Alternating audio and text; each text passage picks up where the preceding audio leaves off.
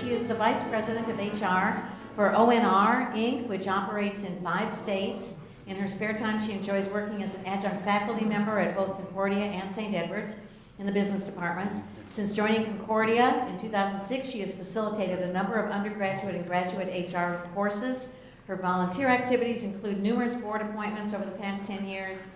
We're not doing that. In addition to an undergraduate degree in criminal justice, she also holds 2 master's degrees in human resources and conflict negotiation, both from St. Ed's. She's a credentialed conflict resolution specialist and mediator in the state of Texas. I believe we should send her to Washington. Let's give a big hand to Leanne Noskey.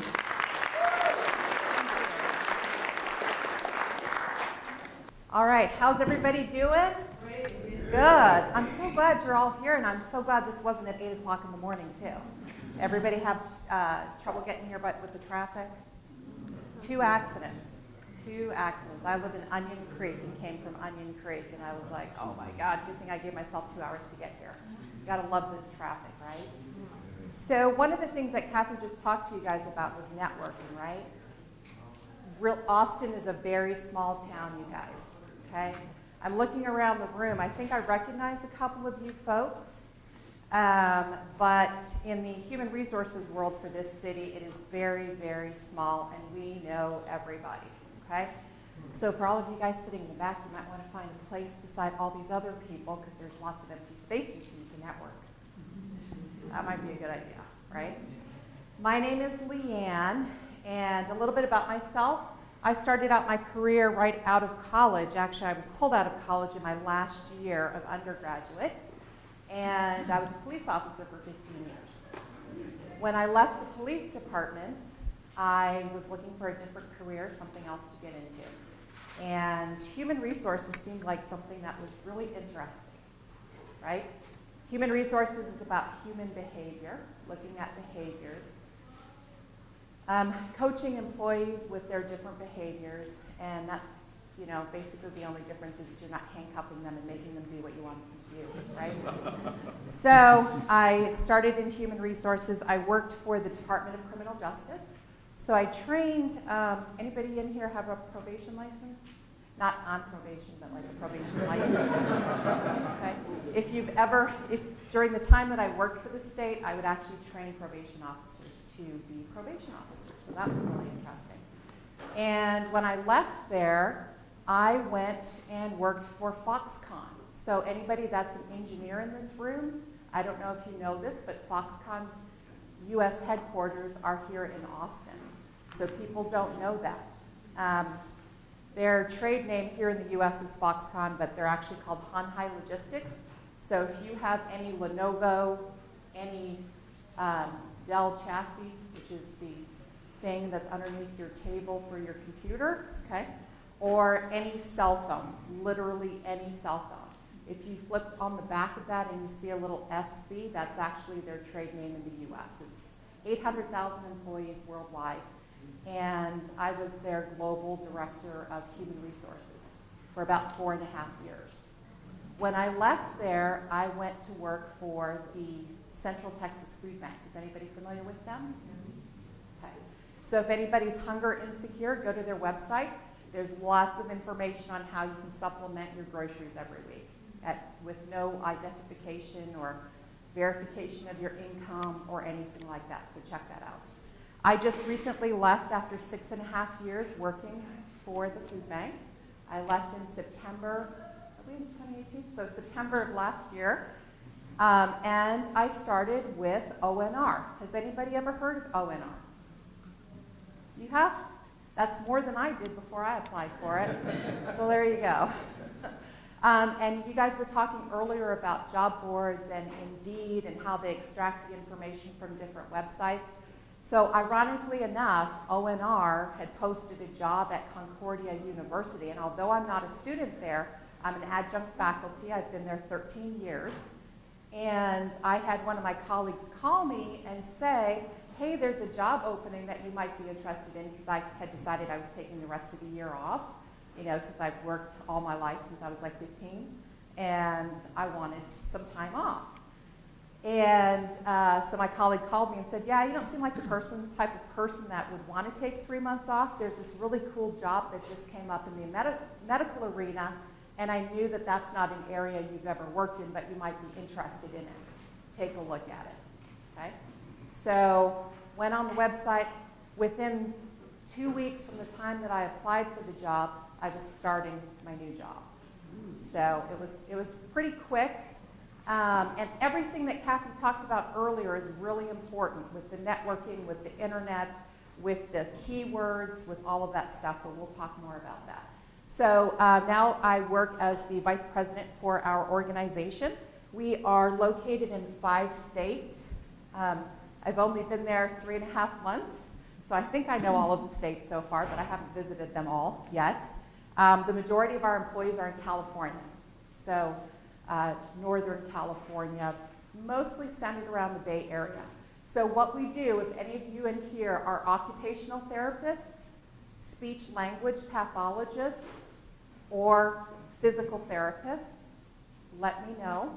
We have a lot of job openings all the time, and we do pay for relocation for you to go to different states. We are in Texas, but it's like 2 facilities, and I don't even know where Clay County is yet. I'll drive there eventually, but I don't know where that is. That's the only facility we have here.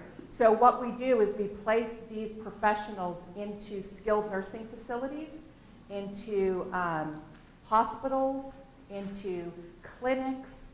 So if you guys are looking at me like, what does that mean? Let me tell you. Let me give you a better example. If you go to, let's say, Seton, and your doctor says you need physical therapy. So what you do is you walk out of that office and you walk four doors down, and you go into this little gym, and they move your arms and your legs and all that other stuff. I'm still pretty new. And then you leave.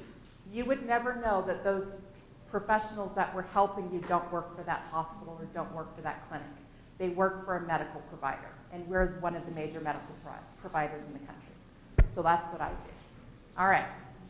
So I want to go ahead and start today by talking about something that's really near and dear to me. With O&R, my department actually is not responsible for recruiting, which when I heard that, I was like, oh man, I really like meeting people. I like listening to experiences. I like going to career fairs and things like that, until I realized how many jobs we have open. And like all the time. We have 50 to 60 jobs open all the time. So we have recruiters that work out of their homes all across the country. And our VP of recruiting is actually out of California. So I'm really thankful to be able to be here to talk to you guys about these things, because it doesn't look like I'll be able to do that for a little while. But we're going to look at why I won't hire you. We're going to talk about the characteristics of a professional resume. We're going to understand the purpose of a resume. Like, why do we even make those? Is that even what we should be doing in 2018? And then we're going to talk about interviews. Okay? The one approach that I like for people to take when they're looking for a job and when they come to me for a position is they need to understand what the real world means to them, okay? So I can tell you, speaking as a former employee of the Central Texas Food Bank, the real world to the employees that they are looking for and wanting to come in is a very millennial-based environment, okay? I don't like roller skating to my desk and sitting in my beanbag chair. Okay? That is not, I don't like that type of environment. How many of you guys are from high tech in here? Raise your hand. Oh, so we have a lot of beanbag chairs. okay? High tech is typically the environment right now that we see that we want to attract the millennial base of real smart young whippersnappers into the workforce, and that's what they look for, right? How many of you guys have been to the Google offices here or the Facebook offices? Yeah, was that just amazing? No? Look on your face, you don't like that type? It was amazing. Yeah, open workspaces, free food, puzzles, bikes to bike around campus, all of that stuff. I kind of like my desk and my little corner and leave me alone. Isn't that terrible? I have a lot of work to do, so I don't have time to go bounce in my puffy little chair. So when you're looking for a job, okay, you need to realistically think about what does that real world look like for you, okay? So you need to have a self-awareness of what you're looking for. So I have a self-awareness that when I go to, is anybody familiar with SolarWinds? Okay, so SolarWinds is very millennial based and very not the environment I would ever like to work in. So that's my self-realization. If I go to an interview, I'm talking to the HR professionals and kind of feeling out what that culture is. It's not just because you're being interviewed by them, you also need to interview the people that you're talking with, okay, so that you can understand if that's a good fit for you. I know that you guys are unemployed and some of you are like, I just need a job, okay, understand that, but remember, you may just need that job and you'll be miserable. Okay? So take the time and realize what the reality is of the environment that you want to work in. One of the things that I tell candidates all the time is that you're not all equal. I was listening to the introductions, listening to you guys. I was walking around listening to you all chat with each other, okay? You're all unique in your specific ways. One of the things that I told Shannon when she walked in today, I'm like, wow, this really fits your personality. Red, matching. If you guys look back, you can see all the stickers on her computer over there, okay? She's unique. She has got that personality. If I were to dress all matchy and put stickers on my computer and walk into my job, everybody would go, she's lost it. Like there's something wrong with her today, okay? That sounds about right. That's good for me. Yeah, you exude that personality, right? So think about that. Think about Shannon going to an interview versus me going to an interview, right? Check that culture, understand what that culture is, research that culture before you get there, because as a professional hiring you, I'm looking at your uniqueness and how different you are from somebody else that just walked in. Keith, if I had something for you, I would totally hire you. Why? Because I think it's cool that you were a chimney sweep. We don't have a chimney in my office, but that would still be cool, Show me, tell me, and demonstrate why you are different from the other 6 interviews that we just had, okay? Have you ever walked into an interview and the interview team looks like they're ready to fall asleep? Or they have like 8 cups of coffee in front of them? And you think, oh great, I'm not even going to get the job because they look like they're already bored and tired. Well, it's because they had 6 other interviews. We like to limit the amount of time that we spread interviews over time because we're usually sourcing, and from the time that we have you guys interviewing, we try and cram you all into one day. Okay, so we clear our calendars and we just see you one after the other, after the other, after the other. So you need to, again, to demonstrate why you're unique and why you're different. Now, if you're going to work for, what is that company downtown that always has the big inflatable snowman across from Whole Foods on Lamar and, what is that? Yeah, something with the G and some other.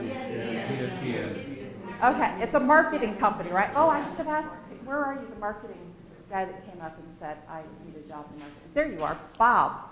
Oh, I didn't even look at your name tag. I actually remembered that. Okay, so Bob, if you were going to apply for a job there, the way that you would show that you're not created equal to everybody else, because I actually searched this out for a friend of mine, is you can submit your resume in the shape of a pizza box. okay? Or a milk carton and put your face on it. Well, actually, you shouldn't put your face on it, but we'll talk about that later. But just creative, right? Because marketing is a creative kind of field, so you want to be creative and stand out. And so think about that. Who, this is going to sound terrible, but who in this group thinks that you have like the most non-exciting career that you're going to go into? That's a political way of saying that. Who in this room? You do? Dallas Stars on your cap? You're my friend already. Okay. What job are you looking for? Software test engineer. Software testing engineer. Or QA. Yeah, so Foxconn hires here in Austin, so you might want to look at that. It's a little foreign, but not for me. I find it exciting. But Yeah. I Yes. mentioned that, it's like I could hear the mic drop. Right. Well, but when you're going to interview for a Taiwanese company for that particular job, I mean, you don't want to be colorful and you don't want to be overly sociable. I'm not saying software techs aren't sociable. I'm just saying you guys like your little backspace away from everybody else and the lights are a little bit dim. I have downstairs, I'm good. Yeah, yeah. Okay. With your stapler? Office safer. So you need to show us, tell us, and demonstrate how you are different and how you're going to fit into the culture. Well, how do you do that? First thing, you guys, I heard Kathy talking about resumes. I'm sure Launchpad has some resume class or something that you can do. I'm telling you guys, for the amount of organizations out there that use that scanning system that scans your resumes, there's still a number of organizations where we look at those resumes with our eyeballs. Okay? Like physically look at them with our eyeballs. We have 1,200 staff nationwide, and our HR department and our recruiting department still look at resumes that are uploaded to our system. We don't use the fancy applicant tracking and all of those different programs. So we do physically look at them. You guys don't use a Microsoft Word template. Just don't do it. Don't do it. I will say, Kathy, you said I should be in Washington. I'm actually Canadian, so I can't vote or anything. I like to tell people, who said they were in prison for 10 years?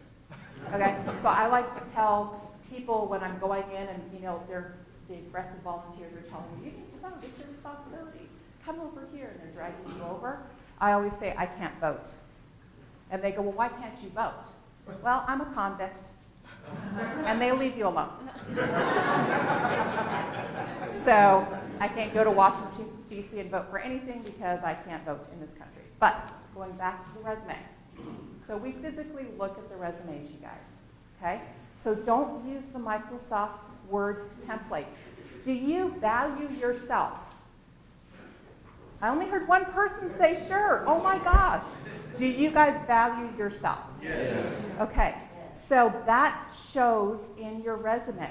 If you use a regular Microsoft template and you submit that, and it looks like from the subject line or whatever you've put in there, it's generic enough for me to know that you've applied for probably 50 jobs with that one resume,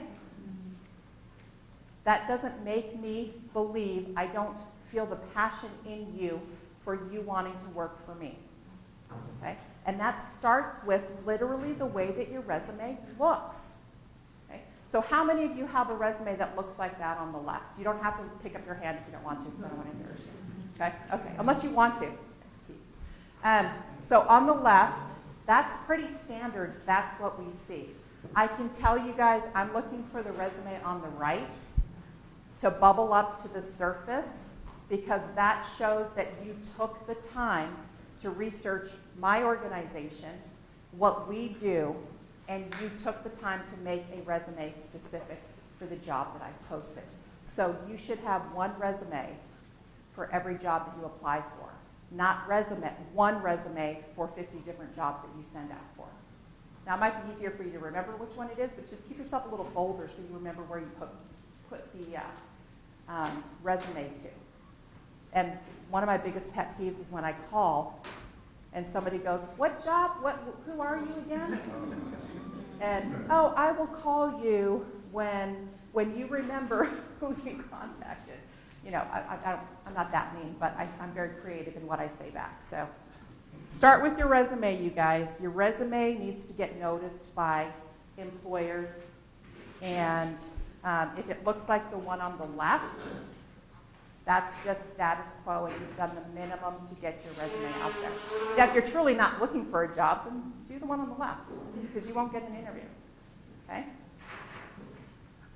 When we look at your resume, I am 45 years old, and I have a 3-page resume.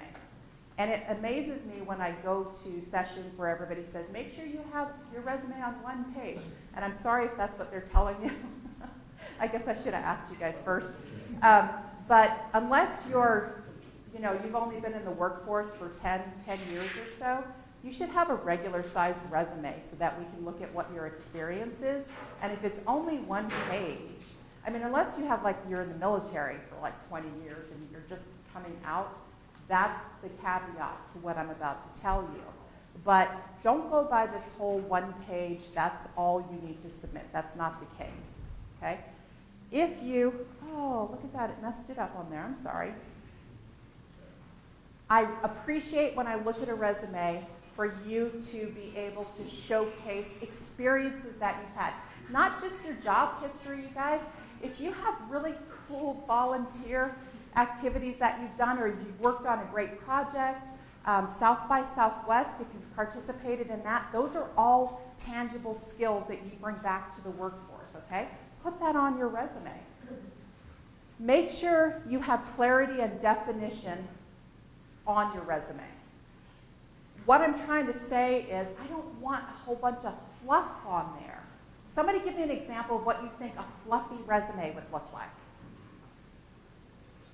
Think about that. Instead of using simple terms, use complex verbiage, instead of being simple, make it simpler.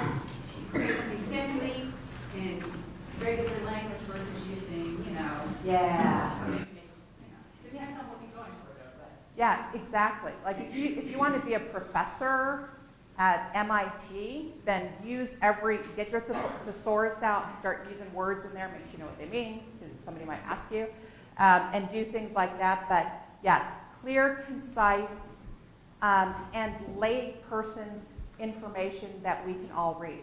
It's not necessarily me reading your resume. It could be my HR coordinator that was just out of college that doesn't know what a word means, and they're going to bypass your resume and go on to somebody else that they understand, usually with graphs or pictures on it. Remember that. Okay? So just like you said, what was your name? Kathy. So, oh, we got her, Kathy. Okay. So Kathy, make it relevant, make it concise, and make sure it's focused. So remember, this is why I'm saying each one of the jobs that you apply for, you should have a different resume, because this is going to mean something different for every job that you apply for. Okay? We talked about length of resume, and I told you I'm 45 and I have a 3-page resume, but that's because I have a lot of different things in there, which we'll talk about in a minute. But we do get resumes like, who has a 6-page resume? Okay? You have a 6-page resume. I need to talk to you after this presentation. Okay? 6 pages. Honestly, we're probably not going past page 2. And that's only because I'm curious, like, why does this person have 6 pages? So I'll go to the 2nd page. In reality, with the number of resumes that we receive, we're looking at that 1st page. And that's it. And then if there's something on there like a spelling mistake or some bizarre little symbol that's on there, it's like, oh, what does this mean? And we'll turn to page 2, but typically we'll just look at page 1. So it's a waste of your paper to have a 6-page resume. Same goes for something that's really, really short. So I see a couple of younger than me people in here. You may have just gotten out of college, or maybe took like a year off to go hiking in the Appalachians or something like that, so you don't really have anything on your resume. You still need to put information on there that's applicable to life skills that you've learned. So if you've gone hiking, or if you went traveling and backpacking across Europe, put that on there, but talk about the hard skills that you've learned by doing that. Okay? I literally had a resume from a physical therapist that just graduated that submitted the resume that said, I don't currently have a resume because I've never worked. I printed that out and that's stuck on my computer because I'm like, this is so ridiculous, it's hilarious. Yeah, okay? Fonts. How many of you guys have like a specific font that you absolutely love that nobody in the world has on their computer? You do, I promise you, you do. Because there's certain fonts that you have on your computer that you have to download, or it's like a cool emoji board or a different keyboard that you've, downloaded and it looks great on your computer. And then when I get it, it looks like the devil possessed your resume. Right? And it's like, what the heck happened to this? Because most people submit their resume via Word document, which I find interesting. And I'm curious, why wouldn't you submit it as a PDF? Like, why wouldn't you PDF your resume so nothing moves? Yeah, because 90% of the companies use ATS, and they say make it simple, text. You know, they say send Word doc, preferable. Okay. So that's interesting for me to know because when I go to recruiting fairs and I talk to other companies, that's one of the things that we always talk about is like, why do people still submit in Word? So I guess unless the site is saying upload it in Word, I would probably suggest that you put it in PDF because then nothing changes. And then we don't have to worry about the word, the letters, numbers, everything being all squiggled all over the place. The save format is text. Just plain, straight up text. If you're doing online stuff, that's the save. You'll get it through the ATS better. So let me ask you guys this. How do you know if an organization uses an ATS where they're looking for keywords versus not? Like one thing is that you upload the resume, then you usually get it it's pulling out different parts, part of the application. Like the website, the application process is basically giving you a shortcut of one resume to fill out all the different Gotcha. experiences. Okay. We don't have that technology apparently. Okay. So, yes. Yeah, most of the sites parse your resume. So when you upload a resume, or you can upload from LinkedIn and they give you all these choices, and they go through and they parse it. And 9 times out of 10, when they parse my PDF, it's wrong. Okay, interesting. So we're a national company with 1,200 employees, and we don't use an applicant tracking system. So that's why I'm curious, like, how do you guys know online if they're using it or not? So interesting. Okay. Well, going back to the font, yes. Yeah, the ones I've gone to recently, about the 3rd or 4th page into the process, it gives you a fill in the dot type thing. Do you have 5 or more years experience in dot, dot, dot? Okay. Do you have experience in this? Do you have experience in this? Do you know this programming language? And you pick the dots, so it had to go through and see if you did or didn't have. Okay. That's fancy. So when I'm looking at a resume, because we still do it old school, and we do have openings in Austin, which is where our corporate headquarters are located, so we do the hiring for that. It's really interesting for me to look at the different types of fonts that we see on the resumes. And that tells me a little bit about your personality as well, but I can tell you after looking through 200, 300 resumes, I'm not real impressed with your Candy Randy font anymore. Or even cool dots, I can't see that to save my life. And fat stack, like who would even use that? Unless you're in marketing for your pizza box. That might be a good idea. Okay? Don't add a photograph of yourself to your resume, especially if you're applying in Texas. We can't use that. We have to send it back to you. We have to destroy your resume. Why do you think that is?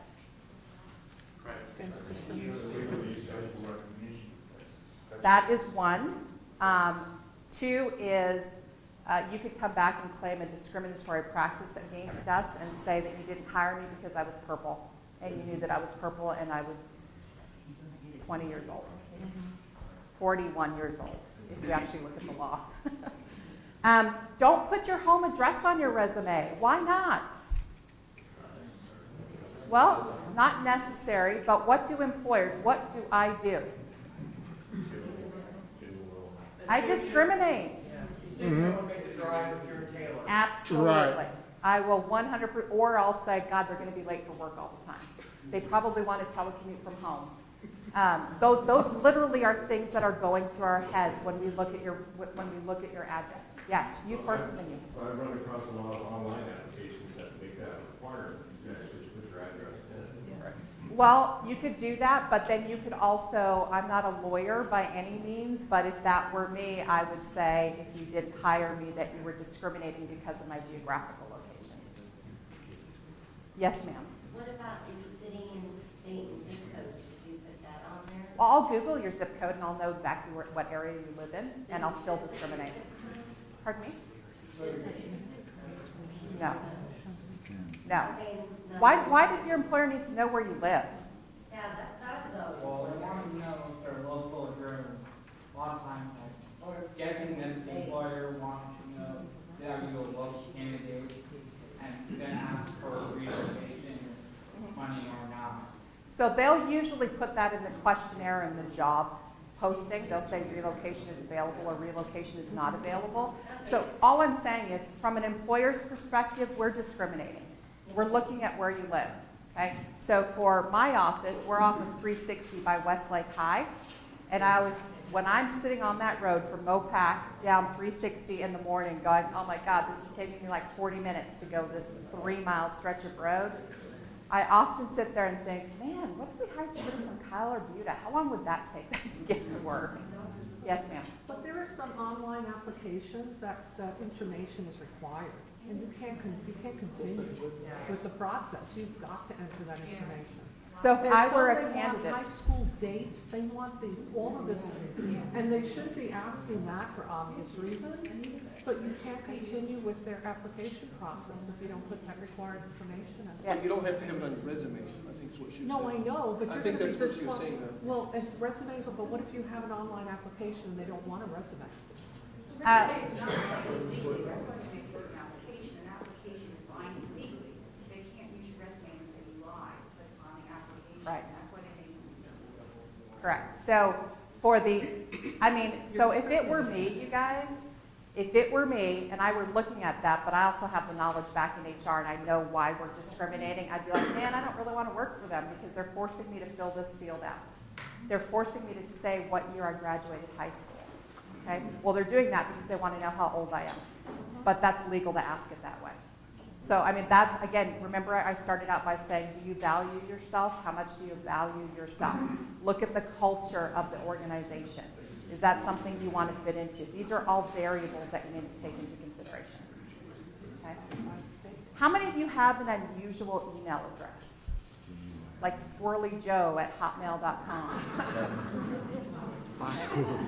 If you have an unusual email address that's considered bizarre under business standards, okay, so you can think about whatever that means in your world based on whatever job you're applying for.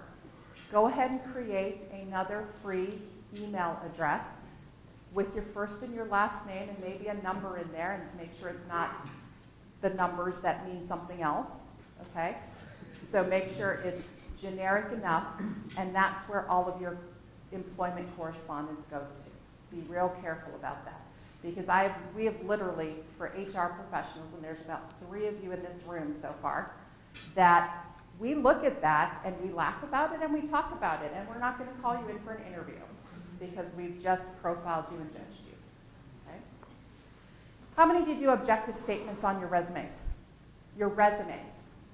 Sometimes, sometimes not. Only put an objective statement on there if the job requires it. Okay? That's older. That's an older thought process in the world of resumes. Only if you're specifically asked to have an objective statement. What we see is that you guys create an objective statement that you use for every job that you apply for. And sometimes it's like you're applying for an engineer, but you love to cook and you want to utilize your skills to be able to bake or something. It's like, what the hell, right? So make sure you look at that. How many of you guys have been told to get your resumes and mailed them in and put them in little plastic folders so that It'll be all fancy and different. Is that a little bit old school? We still get those, you guys. And I can tell you from an HR's perspective, it's really annoying when we have 100 resumes that we've printed out, don't even get me started on that, that we've printed out, and then you have that one little plastic one that sits in there and that makes all the other ones fall off. It keeps sliding off the plastic. So what we do is we go, okay, we're just going to put this over here, and that's not going to be one that I'll look at. Yes, sir.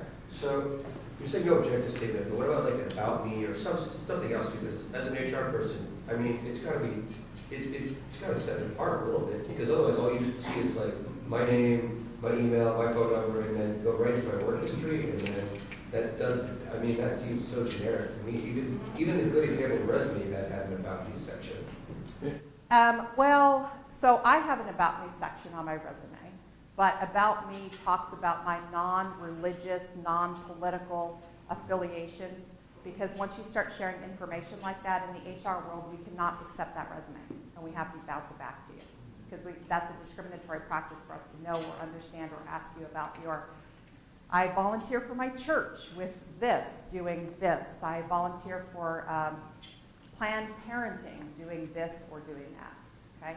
So you have to make your resume stand out by putting skills bar graphs on there or using different colors, shuffling the format around. That's what I'm talking about. It'll still have the basic information that you need on there. It's just how you're presenting the information. So Do you have a smartphone in front of you? yeah. Okay, so go on.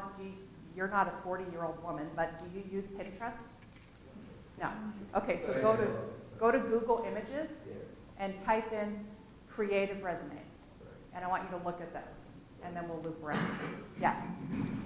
So back to the kind of, most of the time when I'm applying is into some application system where I know that it's mostly text-based and images and aren't going to get actually to anyone. Sure. So I guess I understand making it pretty, but I guess. Well, you wouldn't make a resume pretty for that job. Remember, you're making a resume for each job that you're applying for. So if that one, if you know it's an applicant tracking system and it's HTML and it's just text, well then you wouldn't bother with the other resume, right? So you have to remember each resume is specific for the job that you're applying for. Somebody else had their hand up. Yes, ma'am. But I could have been hearing you wrong, but I think you said it's okay to put graphs or colors on there. Sure. But the last meeting I went to at this other place said, don't ever put graphs, don't ever put colors, or tables or columns. Don't put anything like that. Only use one font, no lines. And So- make it very basic. I think any professional that you bring in is going to talk about their experiences in the work world and what they've done. Okay, and it could be different by the volume of candidates that they've ever worked with. It could be the industry that they're in. So, best rule of thumb for you guys, I'm not saying everything I'm telling you is 1,000% correct because you go to a lot of different presentations. Kind of take nuggets from every presentation that you go to and think about the job that you're applying for. Okay, that's what you need to remember. It's the job that you're applying for, you're being really creative, if you're doing marketing or creative deal, definitely you want to demonstrate that in your resume, but if you're going to be a software engineer, Yeah. you don't need that. Right, just put a little picture of a stapler on it. There you go. Okay. All right, so what you do need to do, let me see. Let me go into this next one. What you do need to do, make sure you have your summary of skills on there very high level because that's what I want to know. Do you meet the knowledge, the skills, and the abilities that are required for the position that I'm posting? Okay? Make sure you put the job title on there. You're making this personable for each job that you're applying for. So why wouldn't you mention in a cover letter the employer that you're applying for, not a generic letter, because we know that it's a generic letter. Okay? Make it specific to the company that you're applying for. In your summary of the jobs that you've held before, it just makes it easier for us. And if you have something hiding on Google that you don't want us to see, because we're legally not allowed to do that, but we do, Make sure you list the job that you had, what city you worked in, and your dates of employment, okay? That is like a job killer right there. If you don't have that information because you didn't take the time to put it on there, or you're hiding something, that's usually what we assume, it's pretty vague, then we're not going to look any further on your resume. If you are a new grad or don't have a lot of work experience, put your education before your work experience, okay? Do you speak another language? A lot of people forget about that on their resume, which I find really interesting. Everybody's like, yeah, I speak Tex-Mex. Well, put that on your resume. I mean, we're in Texas. That's important. How many of you guys speak Spanish? Yeah, I don't. A little bit Portuguese. That's all about all I know in the bad words, so that doesn't help me at all. All right. Guys, yes, ma'am. Just a question, going back to dates of employment. Yeah. Is still, the most you're supposed to be is 10 years. You're supposed to keep it to 10 years, is that still? So not that's to go beyond 10 years? That's a good question. If you've held, 50 jobs in 10 years, I'd probably cut that off at about 5 because it's going to be pretty lengthy in there. If you've only had 2 jobs, you want to put the jobs on there that highlight the experience that the job that you're applying for is looking for. Okay? So if you used to be like myself, my very first job was flipping French fries at McDonald's, which, by the way, is really fun. Okay? That was my very first job in my life, but that actually does not apply to any job that I've ever held after I worked at McDonald's all through high school. So if I were just a college graduate, I probably wouldn't put fry flipper on my resume. I don't know what they call them, but we'll just make a name up. I would highlight all of the professional associations and things that I did in college as my work experience. Yes? Now, if you wanted to get a job at Burger King, would you just skip all that and go back to the McDonald's job, or what? No, I'm serious. If your permanent experience was years ago. It doesn't matter. Things change. That's too far back. Your skills aren't applicable So just to. leave it off altogether? Yeah, I would say. Okay. That's a time for you to talk about that in your job interview, if you get a job interview. By the way, I didn't put it on my resume, but like 20 years ago, I worked at McDonald's, and I really loved flipping my French fries back then, and I think that correlates to what I'd be doing here. I know the industry's changed. I mean, that's a talking point. But don't put it on there. You don't need to go back. The experience in that industry that you have, though. 10 years ago, things change. I mean, think about this, you guys. I was somewhere yesterday. Where was it? What state was I in yesterday? Yesterday, and we were talking about, or the guest speaker was talking about how, what was it? We didn't have, like 10 years ago, we didn't have the technology that everybody uses today. Oh, I know where it was. I was at a board meeting, and we were talking about CC, these requirements, these laws that were created like 30 years ago for this homeowners association, and how the community's up in arms right now because of short-term leases. So Airbnb, posting on Craigslist, things like that. And how, if you guys have a homeowners association, they actually can't go back and change their CC&Rs. I don't really know what that stands for. But they can't change them to catch up with the technology in 2018 that people do that in the community now. So always think about that. That's all I was telling you, Tom, is that when you're talking about 10 years, I mean, things change drastically, even from year to year, right? The technology, the efficiencies, the way that we do jobs. Yeah. I mean, human resources for me 5 years ago, I was thinking, well, in 5 years, I'm not going to have a job unless I am one of those telecommuting person that sits at home and I have 5 different companies that I oversee, kind of like outsourcing, but here in the U.S., That's what I thought HR was going to look like, and thankfully, we still have people that want to talk to people. Employee relations, I'm pointing to Becky, because employees still want to have that face-to-face interaction, not through a go-to meeting. Okay, so things change. That's all I'm trying to say.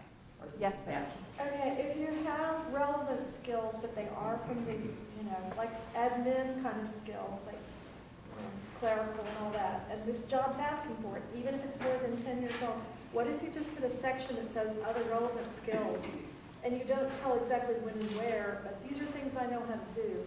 Yeah. Just like with different technologies that you know. Yeah, you can do that. That's a really good point. Yeah. But just don't put that it was, right out of high school and when we used typewriters, because I used a typewriter. when I was out of high school. Does anybody know what a typewriter is? Okay, so it's changed. Yes, sir.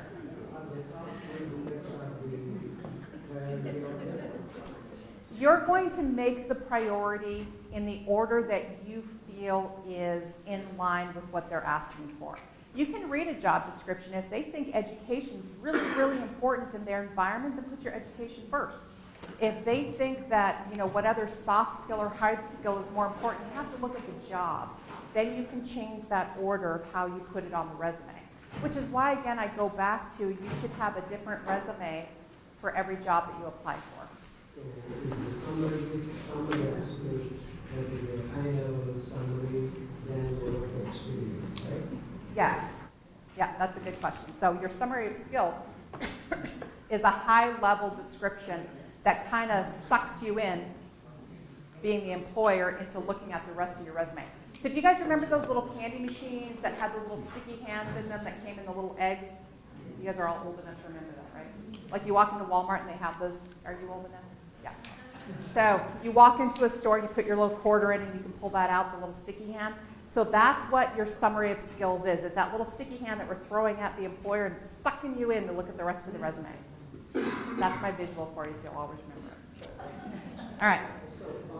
Also with 15, 20 years experience, what is the optimal size in terms of number of pages? How many jobs have you had in 15 years? I think around 60 jobs. 6 jobs, so it shouldn't be more than 3 pages at the absolute most, depending on what you do.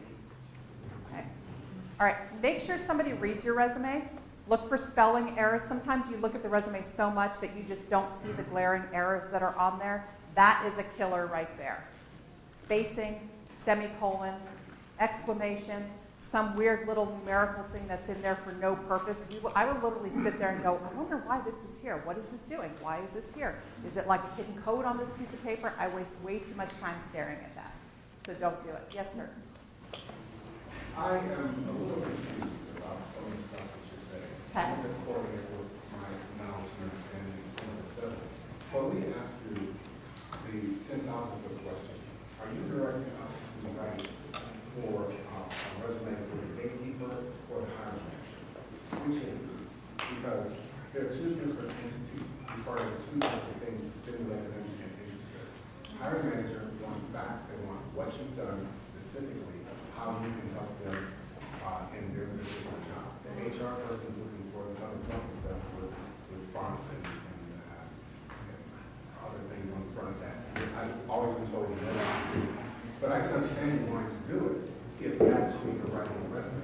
So who are you telling us to write the resume? Your gatekeeper and your HR team are the exact same people.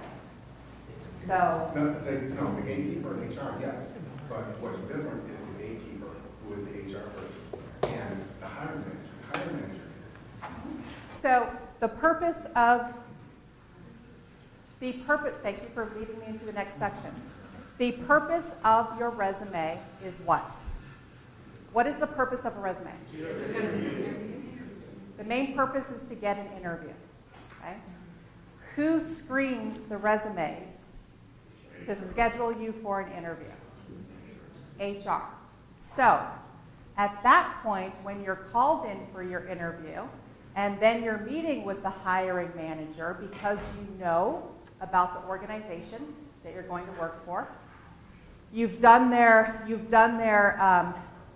due diligence in trying to figure out by snooping the LinkedIn page, looking at that hiring manager's Facebook page or whatever. That'll give you a clear insight of what type of person that hiring manager is, and that may change the way that your resume looks for the time that you get an interview. Okay.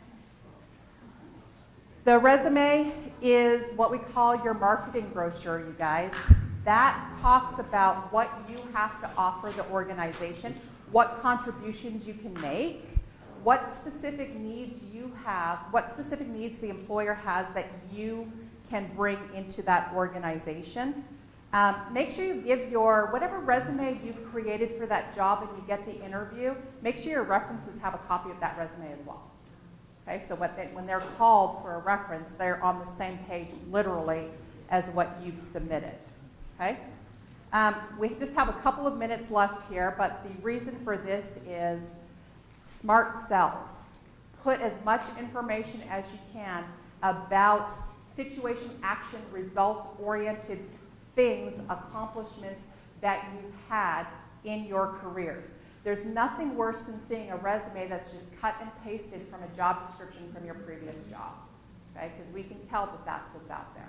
So what you need to have is you list what your job is, like I said before, and then you need to show your accomplishments for that job in a SAR approach. If you don't know what that is, Google it, you guys. There's tons of information and literature out there. It even gives you a template on how to put in keywords or cut from your job description, and it'll give you a situation action result for you to put on a resume, okay? Always make sure you quantify what you put on your resume. Those are things that we look at. So for human resources, reduce turnover by a certain percentage. Okay? That's situation action result. Yes, sir? We use the SMART method. It's an acronym: strategic, measurable, action, results, and timeline. Yep. Same thing. Same thing. All right. Interview. I'm going to whip through these pretty quickly because I have a flight I need to catch. But one of the things when we get candidates that come in is they're not prepared for the interview. Okay? Everybody, I see you guys working on your smartphones and doing all of that. I mean, I do the same thing. When Kathy was talking earlier, I was checking emails and doing a bazillion different things. What irritates me the most is when candidates come in and they don't know basic information from your website. Okay? Like, what's our mission? You're going to be asked that all the time because we want, as an employer, want to know that you have the buy-in of coming to work for us. Okay? You didn't look at our website. You didn't look at our professional profiles because Human Resources typically sends you an email that says you're going to be interviewing with these people. Look at those people. Okay? We all have LinkedIn pages. My Facebook is locked down, so you can't find me on there. And I don't tweet because I don't understand how that works. But LinkedIn, I have a pretty comprehensive profile on there for you to look at there. I always post articles on my LinkedIn about things that irk me during interviews. So if you're interviewing with me, go back and look at my LinkedIn page. I put a lot of information out there about, wow, this really upsets me. I had this type of interview today. I put information out there all the time. Okay? If you don't know an answer to a question that I'm asking you, don't make something up because I probably know what the answer is and I'm going to think, why are you telling me that? That's not true. Don't make it up. There's nothing wrong with you saying, I don't know the answer. Okay? I'm more concerned about the way that you're processing your thoughts behind giving me the answer or talking through it than I am with you being a subject matter expert when it comes to the information. Please, please, please prepare questions to ask your interviewer. Even if you think they've answered everything during the interview, you need to make sure that you have some questions. And it could be as simple as, so what is the expectation for performance? How is performance going to be evaluated in the first 6 months of this role? Why wouldn't you want to know that? Right? You should write that down. That's a really good question. Okay? You can Google questions to ask during an interview. Don't take the very first one that comes up because everybody's looking at that. Take the time, invest in yourself, look through some of the other questions. That shows me that you can gather information. That's a skill that I want for you to be able to work in my organization. Do you want me to think that I'm going to have to do all the work for you, or that you can actually look for information, research it, and bring it to the table? That's what I'm looking for, that little green fish up there. Okay? Please, please, please talk about the job that you're applying for. Don't start out, how many people say this? Well, I really applied for like 4 other jobs, but you guys didn't call me for that. But you guys did call me for this job. People say that all the time, and I just sit there and think, well, then why are you applying for this job if you wanted the other 4 jobs, which are completely different? Okay? Not looking for a Jack or Jill of all trades. If I wanted that, I would post that information. Okay? When you come dressed for an interview, this is so bizarre to me. I mean, I know here in Texas we wear cowboy boots and blue jeans, right? And polo shirts. Or today I thought I was going to be behind a podium, so I wore blue jeans. Oops, it's Friday. Austin's very business casual. Okay? Do not go to an interview business casual. Okay? You need to dress up like you're going to the old school professional type of interview.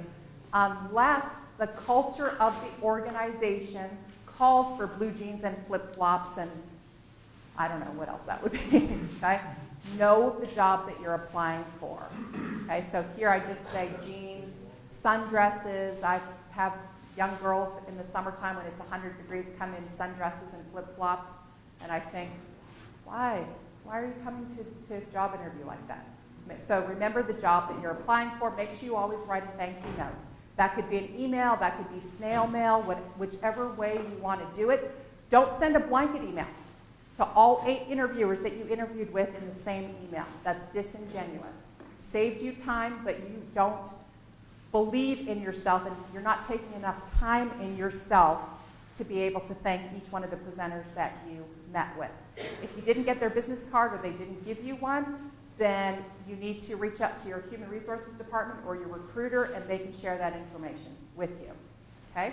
Talk about how you enjoyed sharing the time with the interview team. Okay? What value add did the interview provide for you? That's what you're looking at in that thank you note. Look at what you learned in the interview when you're writing those thank you notes. That goes a long way. You guys, if you send a paper one or a little card through the mail, do you know that goes in your personnel file, your candidate file? We will keep that forever. So if you spill coffee on it, write another one. Okay?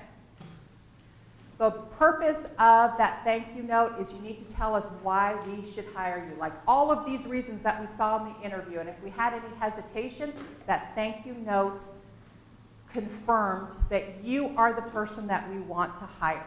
Okay? I love Walt Disney. I would love to work for Walt Disney World. Unfortunately, they have like 55,000 people that apply each year, and I don't really want to live in Florida. But Walt Disney said, if you can dream it, you can do it. And that's what you need to remember in your job search. Yes? So, say you put on your resume, like you have a personal website, or like a portfolio of stuff you've done. Is that something that as an HR person you're why to actually look at, or given you have a staff resume, you're not going to take that time to actually Like a portfolio? like a portfolio or something, a link to something gives you more information about what you need or So it depends on the job that you're applying for. yeah. If you're applying for a receptionist and you have a portfolio, that might be important because we want to see how you draft letters, how you draft emails, things like that. For an HR professional, Becky, I'm sure, has a portfolio of things that she's done and things that she's written. Where did Keith leave? Oh, there you are. I'm like, where did our chimney sweep go? Okay. So I don't know if you'd have a portfolio or if that would make sense. So all I'm trying to say is that it's specific to each job that you're applying for. You guys need to think of each job as being independent of each other and think about the needs of that one particular job.